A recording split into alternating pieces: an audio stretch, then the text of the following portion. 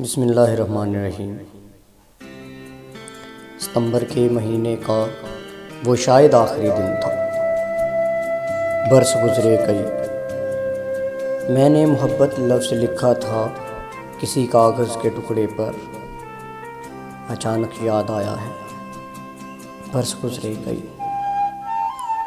मुझको किसी से बात करनी थी, उसे कहना था जाने जा मुझे तुमसे मोहब्बत है, मगर मैं कह नहीं पाया।